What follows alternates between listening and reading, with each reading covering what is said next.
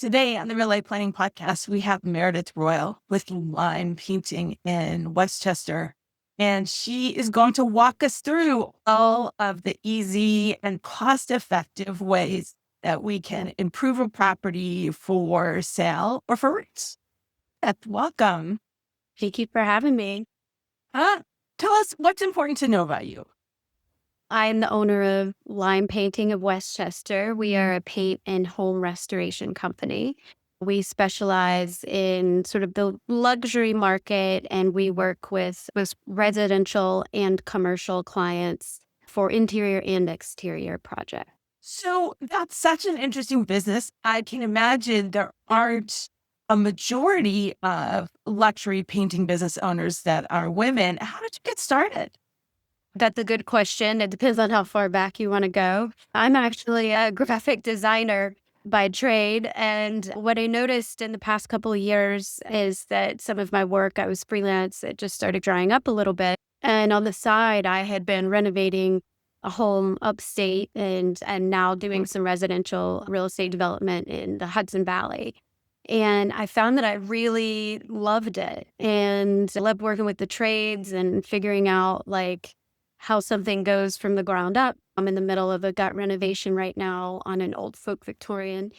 And so I was like, how do I marry the two skills with my background in design and working in this industry? And so home services just seemed like a natural sort of segue and a good place to pivot from those two places. I find myself in the middle. So that's really how I found myself here.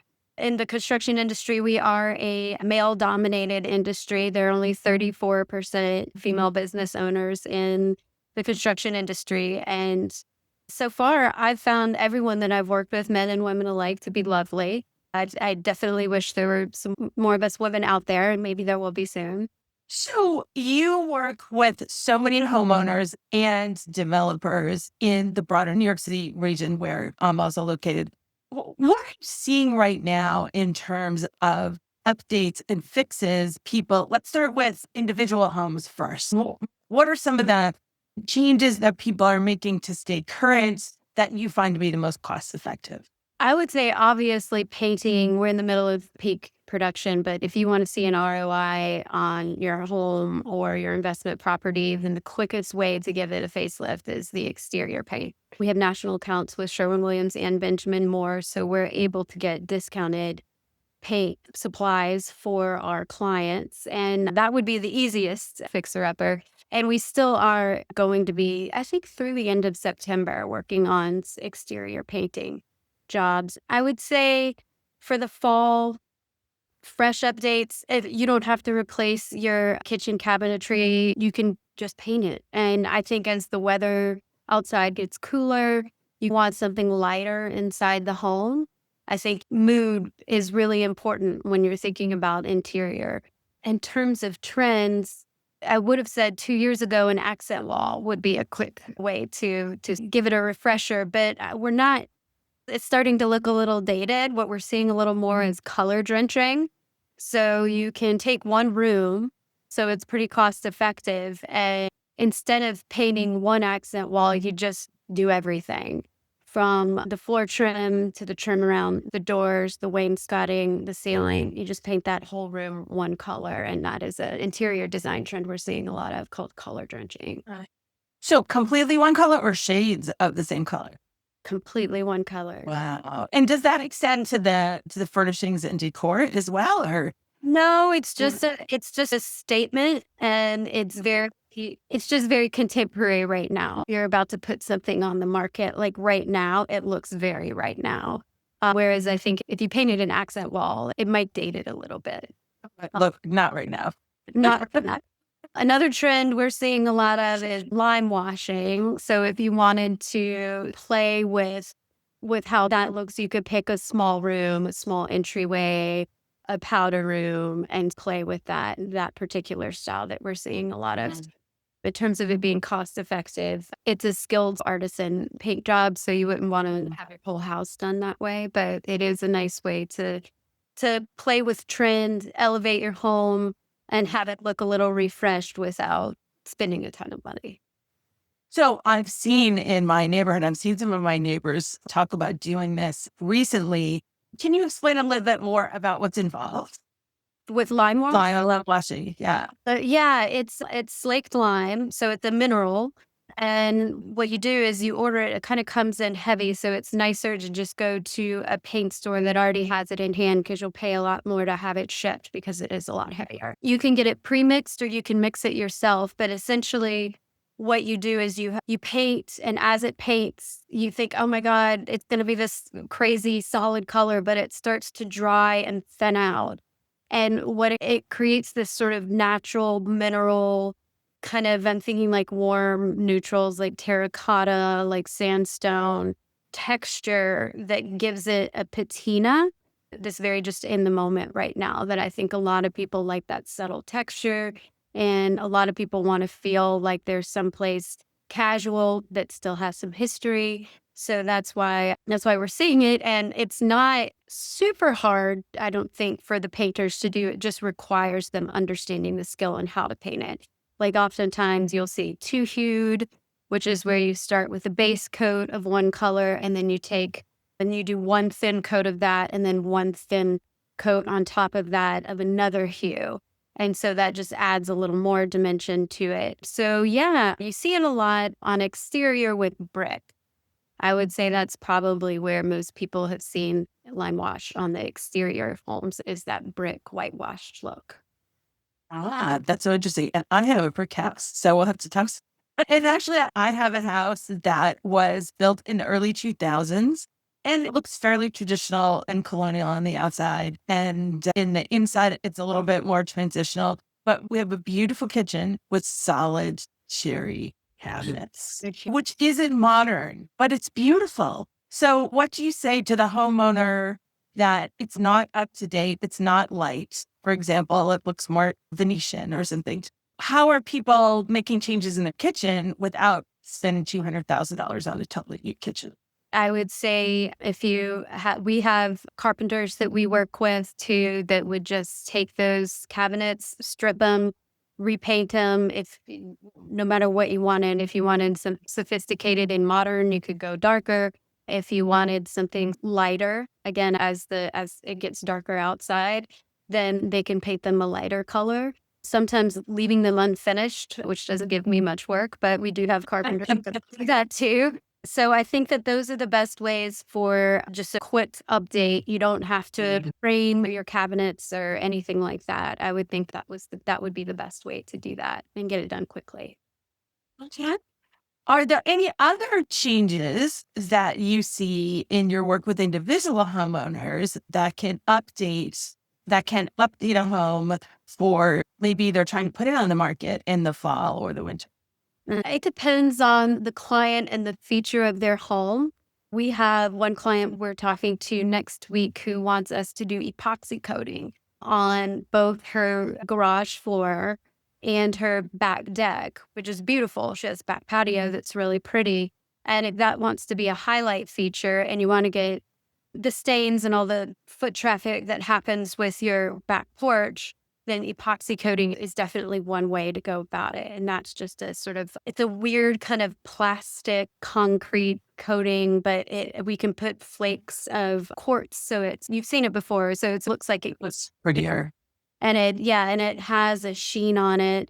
And that elevates, in a weird way, it elevates garages and lightens them up and gets rid of a lot of ugly grease stains going through the degreasing.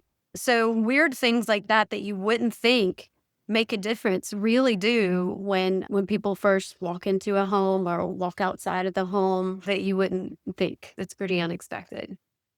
And I would guess not all things considered, not pretty cost effective since it's a relatively constrained space. Exactly. Yeah. And so you're not reinventing the wheel here. You're just, again, lightening and polishing up something to get it into a place where it'll have kind of an aha moment. These projects that we're talking about, either repainting the whole exterior or painting the kitchen cabinets for doing a smaller project like doing epoxy in the garage or a back porch, for example. How long does something like that take?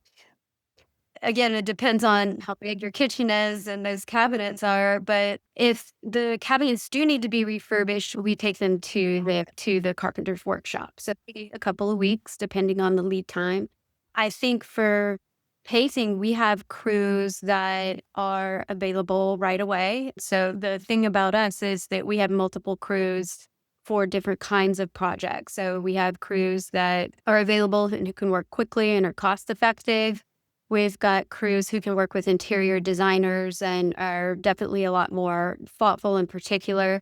And yeah, we really specialize in whatever that particular homeowner needs at that time. So if it's a quick turnaround, then we have people that could take care of it in like a week. And if it's a more bespoke, customized situation, then you'll take whatever time it takes.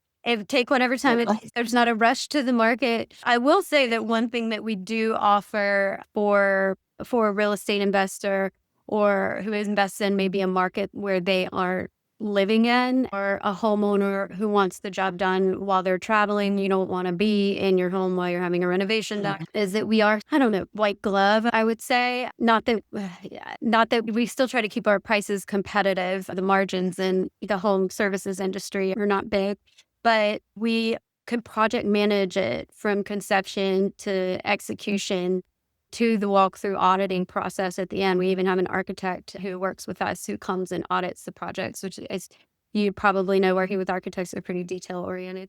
But we can handle all of that, from finding the right crew and really tailoring what your home needs. And you don't need to be there. We can oversee everything. And I think that degree of confidence that you would need to have in when you're not there is something that we provide, when I think maybe some of our other competitors wouldn't be able to oversee with that kind of thoughtfulness that we. And delegate that and know that it's going to get done correctly to their specifications. That's right. Let's pivot to the real estate investor. Now, as both a homeowner and a real estate investor, while I'm making renovations to a property that we own, depends on what type of property it is, but I'm certainly much more thinking about what is going to make the home kind of, in some ways, like more generic and more rentable, more appealing to a broader level of taste. But the costs often, like big a luxury change, can actually be fairly cost effective in a small rental. So what are some of the, tell us a little bit about how you work with the investor or developer clients, and what are some of the changes you're seeing them make in updating their properties or in new construction right now? Not much in new construction. I would say that everyone goes with Sherwin-Williams Gallery White. I think on the sell side, for the most part, those real estate agents who are giving the home a facelift for the sell side, they don't want a level 5 finish. They don't want you mucking around. And the level 5 finish is super high end, but that is not cost effective. I think a level 4 finish, even some developers who cut corners are fine with level 3, but really sanding if we're talking about the interior, just making sure that the drywall is sanded down appropriately and applying 2 coats. It used to be that you could do a primer painter in one and just do it, bam, and be gone. But I've found that most of my painters, when someone tries to say we only want to do 1 coat to cost reasons, they just won't do it. That's not part of their work. 2 coats is right. And because then you'd have to do it more often, right? You're going to have to update it maybe in between every tenant instead of perhaps every few tenants. I think that's probably a little bit better of a way to tenant proof, is to just go ahead and get it done really well the first time. Yeah. And a great paint job, if it's done right with good paint, can last a decade. Really. Usually, in my experience, the homeowner gets tired of it before it actually wears out. Yeah. Yeah. And a lot of times, we find ourselves painting over paint when if it is around before 10 years, that's usually the case, that they just want a different color. So getting back to the real estate investor again, so you say that there's a particular color of white. So is gray out? Gray is gone in the rental category? I haven't seen a lot of gray in general. And I know in new construction, everyone just with sort of the gallery white with the expectation that the homeowner or even tenant might wanna just paint themselves. Mhm. And it to me, I feel like that's just standard and what I've found when I Yeah. have talked to new builds. In terms of gray, I just can only really speak to my territories, but Yes. it's pretty gray here. Yeah. So we see a lot. Sherwin-Williams has this really great designer collection, and they always have the different colors, the different palettes for fall. And a Oh, lot of what we're seeing right now are a blend of like warm and cool neutrals. Maybe a gray would be a good try if you wanted to put that in someone's home. For me, I feel like it is gray here. I feel like you would want to brighten up that the is great in space. the winter. Yes. To find a tenant who wants something a little lighter inside. Yeah. How about let's say that the New York City area investor, maybe up in Poughkeepsie or out in Hoboken or something, that has an older build. They want to do some updates so that maybe they've painted the whole place in a target color. What do they do to the kitchen? Kitchens are always, I feel like, pretty easy just with the tile selection and the backsplash. There are a lot of different directions that you can go in that are relatively inexpensive. We still see accent walls in kitchens where you can do like the peel and stick hanging wallpaper. We just had a client who asked us to do it, and people do that. But yeah, I think for kitchens, we have a carpenter who just built a corner built-in kind of. I'm gonna get killed for saying this, but it does look like IKEA-ish, just in terms of its efficiency. It's stripped down wood, and yet it still gives off a very contemporary vibe that offers a lot of storage for that particular nook and their children in that home. So that carpenter did a great job for the owner, not the homeowner, the landlord. So yeah, I think that I'm still sticking with the lightening up the space. I think that lightening wood, painting the cabinets, doing those sorts of things that could really transform a space without much time or effort. So, Meredith, how has your design experience as an artist and a graphic designer, and also somebody who has renovated several homes and investment properties, how has that informed the consultation that you do with clients in line painting? It's interesting because I always have pretty strong opinions. But you don't, if you own a paint company, you don't want to tell them what color they should paint, because if they don't like it, then it's all your fault. So what I've found the workaround to be it are the services that Sherwin-Williams provides for me, for my clients. We set up specialized color consultations that are virtual, where the client can speak to a designer, and I can speak to that designer to narrow down a palette. And from there, we're able to get either the peel and sticks or the sample paints, and they can base a decision from there. And then that sort of organizes their vision man without me having to have the direct input.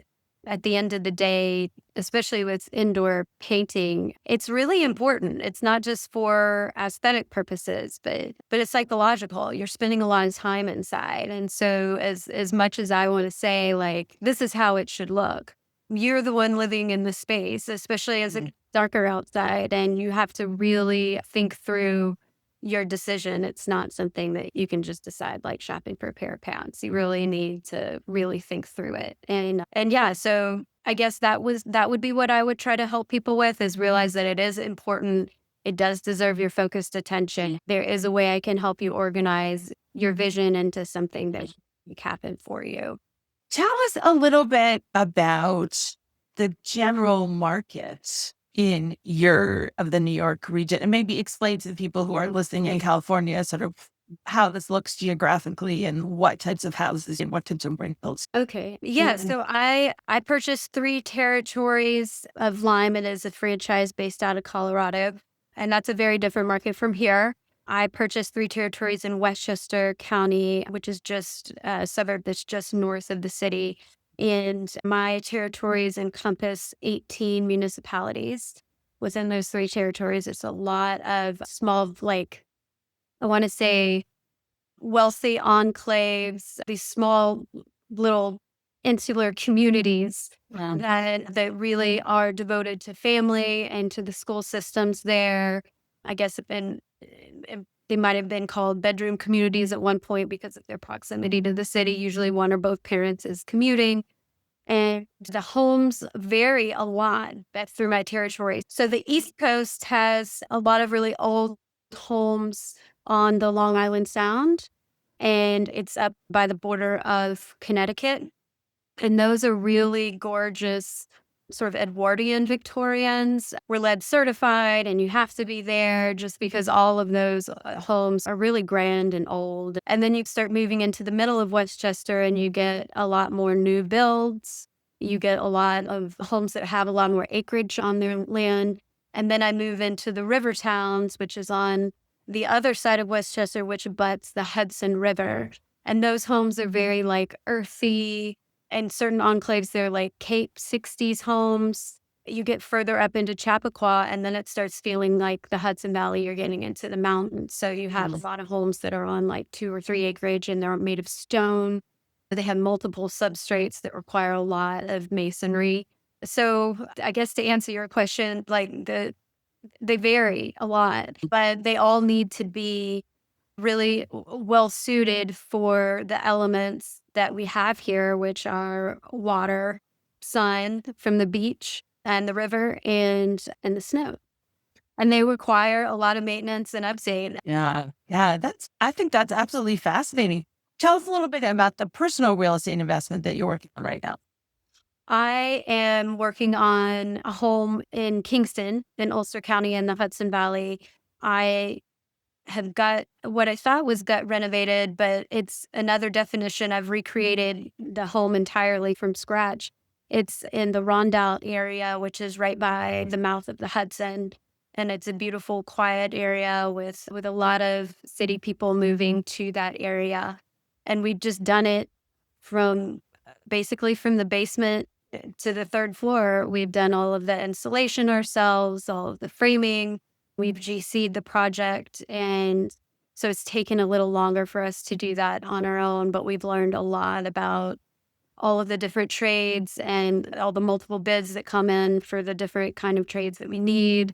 We have a greater understanding now of what costs are and what labor means and what timing is involved with that project up there. But it's going to be a beautiful home once it's completed, and we're in love with it. So I think we'll hang on to it and just rent it out.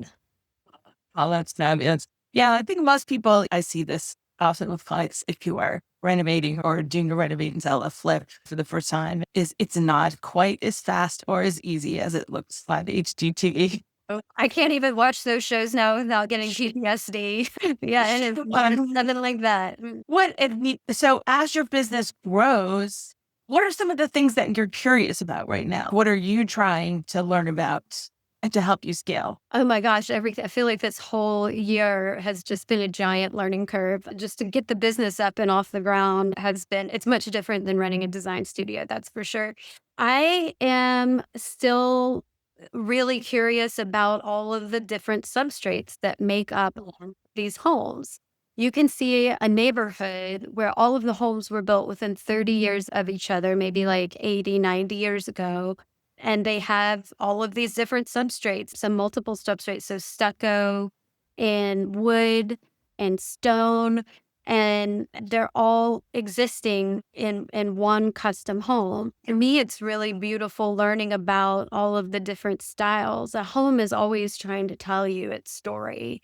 You just have to look at it for long enough and listen to it. And I know that sounds ooey wooey, but I really believe it. And spending more time with homes in certain environments make me understand what the home needs more holistically in terms of not just a color palette, but really how is the sun hitting it? Where are things becoming a little too wet? How did the builder make a mistake when he didn't terminate the stucco at a certain place? Like you can pick up all of these different voices around the home about what's good about it and what needs to be updated from it. So I'm interested in just honing in that capability within myself. What would you say as a business owner and an entrepreneur? What's the best piece of advice that you've ever received? If you can get through your first year, just get through it and forget it. Forget it ever happened. It's really challenging. I would say the best piece of advice that I could give is to work really hard to keep your vision alive around what you initially either purchased the business or went out with your startup idea to be, because not only do you have to keep it alive inside of you, but you have to make sure your team has that vision too, so they can stay motivated and we're all operating under the same hope. And I would say that's the most important, is the determination to stay positive. So, for those folks who are listening or watching and are thinking, okay, I think I'm ready to make some of these easy and time constrained updates to my home to make it current for the fall and the winter, what would you say to them? How would they know if they're a good fit for working with Lime Painting? I think that they would know because we kind of work in a consultancy capacity, in that we understand that your home is probably the biggest investment that you'll make. And we treat it as such. And you would have confidence knowing that we're going to help improve the value of the asset when you work with us. So, where do we find you online? limepainting.com/Westchester, New York. Okay. And are you on social? I am. We're LP of Westchester, and we're working hard to generate a bigger following, and we post all the time. We have some great updates and tutorials and things like that that are available on our feed. We really want everyone to jump on Instagram to see it. That's amazing. So, Meredith, if we were having this conversation 20 years from now and it's all worked out exactly the way that you wanted to, what does that look like? It looks like everyone knows who we are in my territory, that we've created enough brand awareness and we have the reputation to really deliver what a client needs. And that's a beautiful home refresh, and that we're known in my area to be that. Meredith, thank you so much. This has been a great conversation. We expect great things from you and from Lime Painting of Westchester, and keep us posted.